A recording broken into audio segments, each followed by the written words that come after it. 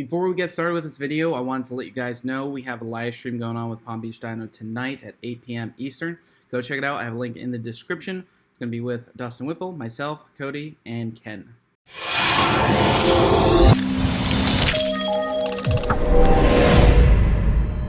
Alright, so we're out here in the trailer the day after, well, the morning after, I should say, of that the track last night.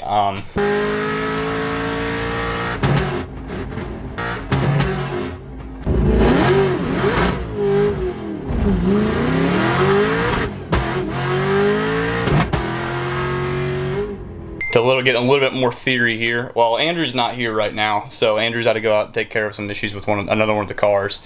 So I swung over and check over the car and do a little diag on it. Me and Andrew live like about an hour away from each other, so I don't get to make every video with a GT500. Like all the dyno day stuff, I wasn't able to make it down to Palm Beach and stuff like that, just because it's so far from me, and working my J job, it keeps me very, very busy, so I didn't get to make all that and see it all. So at this point in time, like I said, it's the morning after we went to the track, and you guys see, and I don't know how Andrew's gonna space these videos out, but around the 660,000 foot on that second pass, he did like a first pass just to do a get out and feel the track out and grab a quick log just to monitor and make sure everything was all right. And that's when he snapped the belt on the first pass.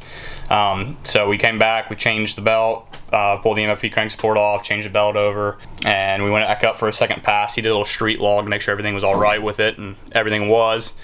The log checked out on the street, but we went back up and do a second pass. The track was very busy last night. He got out, I don't even know. He went past the 60, went past the 330, went out past the 660.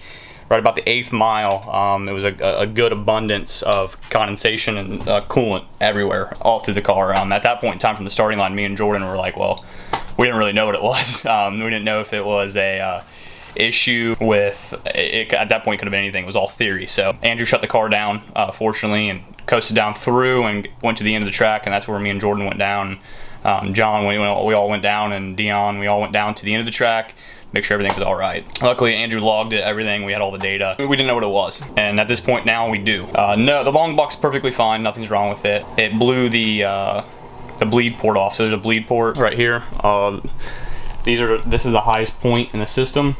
This right here for the intake manifold. It's the highest point in the system. It's where the coolant valves run through, and it blew that steam line off. Well, at that point in time, we didn't know why, and it shredded another belt. So maybe we just have something off in the pulley alignment. So it shredded a belt right here, and then when that belt shredded, it kicked a belt strand off and kicked the coolant line off. At that point in time, we didn't know if it was a lifted head or whatnot, and if the car would have lifted head, would have put coolant in the cylinder, obviously, he would have keyed the car on it, would have hydrolocked the car, shot right out the side of the block. So at that point in time, we didn't know what it was, so it was better to be safe than sorry. And we didn't really want to get too much into it, because at that point in time, it was already like midnight last night. We both didn't get back until 2 or 3 o'clock in the morning. So we're just now getting to it now. Nothing's wrong with it. Everything checks out. We just pulled all 8 plugs. Being that he shut the car down mid-pass, we have a very good date on the plug itself.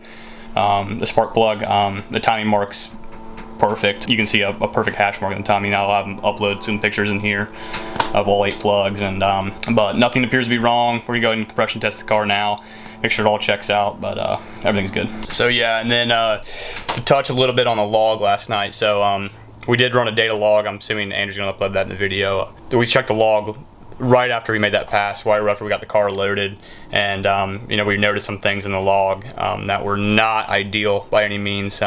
Fuel based, actually, fuel system based. So the car has a triple pump 465 fuel system in it, and it's on right. I mean, everything on the fuel system, as far as the fuel system itself, the car has a very capable fuel system in it. So the car can make a decent amount of power with the fuel system that's in it.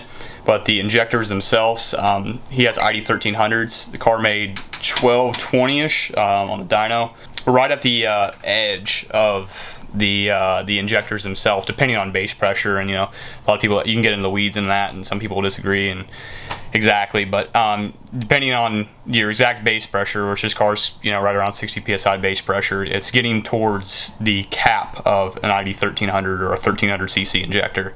If checking by the log, you know, if we lose base pressure, the actual injectors flow a decent amount less. So looking at the fuel rail pressure, which, yeah, it's delta pressure, but the actual fuel rail pressure in the log itself escalated anywhere from 60 psi at idle, right when he left the line. And certain parts of the log, at actual watt still, the car got down to lowish into the 30s, and then, you know, on decel, lifting, cruising, which, being that it's delta pressure, can be kind of inconsistent. But at one point in the log, it did see 23 psi of rail pressure, which is not ideal by any means. That means the injectors were not capable of flowing what they need to be capable of flowing to make the power that it was making. So being that that was the case, if you looked at lambda, the car was dead lean. I mean, dead lean. 105, 106 lambda, calculated out to AFR, it's like a 15.0, 15.5 AFR at watt at like 63 to 7,000 RPM. Very concerning. Luckily, I mean, everything was, you know, that's like melting a piston. A lot of things could happen just from that alone. Luckily, we didn't hurt the motor anywhere there. We just got to go through the fuel system again and make sure all the pumps are flowing the way, all 3 pumps are flowing to their capability, because I think we might be down a pump, or one of the fuses might be blown, one of the relays might be blown in the trunk for the 3 fuel pumps. So something's concerning there. We just need to source that out, make sure it's fine. But as far as the log, everything checks out, you know, other than the fuel stuff. So luckily we didn't lose a motor there either, but there's just a few issues that this car needs worked out. It's had a lot of hands on it. A lot of people different, you know, at different points in the time. Not everybody can be, Andrew's getting, you know, got pretty stressed out. You know, it's been a long week for him. He's, like I said, Palm Beach, make sure everything's getting dialed in. It's just been, he's been up and down from there multiple times. So got him pretty stressed out and just trying to make the car perform the way he wants it to perform. So it's all about, you know, specking a combo and dialing stuff in. It just takes a lot of time, and it can be stressful, no doubt. So it'll get there. It just takes time for sure. So all right, so Cody gave me the good news. We just had to mount tires for the Chrome Vic, but plugs look pretty good. Yeah, so I think we got lucky. I think we got to do a lot of figuring out with this thing. Yeah. Just go through the entire car and figure out what's going on, because we were going lean, and it's not tune related. You know, Ken looked over the tune. Yeah. We got a fuel pressure issue. We got a lot of things going on, so yeah, we really got to look through the car. And it's just like they're all just a bunch of minor issues, and it's abundant. It's piling up to be one big issue. Yeah, so we got belt issues, fuel pressure issues. On top of that, vacuum lines. We need to get a hood on this car. Yeah, that means a map-based car, so like it's very. I should point out though that on a wide open throttle, the no hood should not really matter. On the street, it'll make the thing drive very bad. Yeah. So we're gonna do a compression test right now, just to, you know, see where we're at, and we'll go from there. All right, we decided to roll it out and try to get a compression test done with it hooked up to jumper cables, no dice.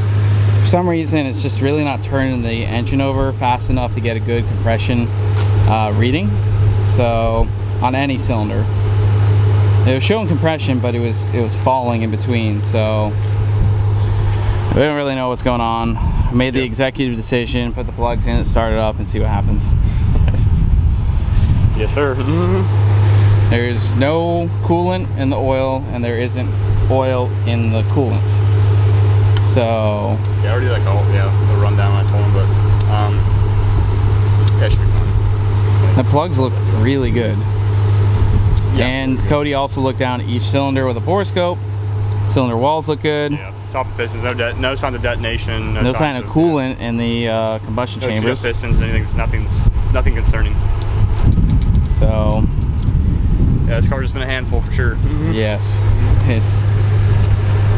I think she needs a bath. Maybe I'll give it a bath. Ain't worth that. I mean, with all the coolant all over the paint. With all the coolant all over the paint, maybe she not been nice. Maybe you just gotta treat her nice. We have like 60 hours into this toilet this week. Are we plugged in and everything?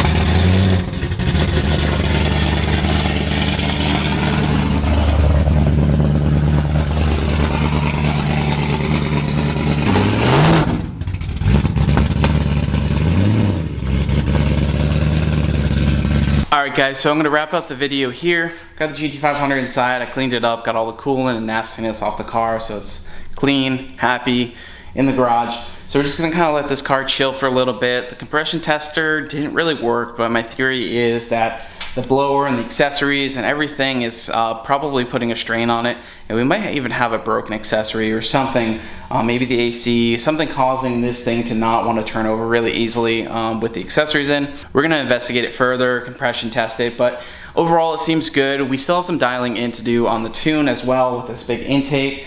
Everything was just a rush and we need to slow down. So I am gonna have a few videos on some of the other cars, and I hope you guys can go watch those and help support the channel because we're gonna kind of really tear through this thing and not rush it. So it might be a week or two before you see a video on this car. We're gonna bring it over to Cody's probably and just tear right through the car. Make sure you guys go follow Cody, Cody_54 on Instagram. We're gonna focus on getting his car done as well prior to getting this back up.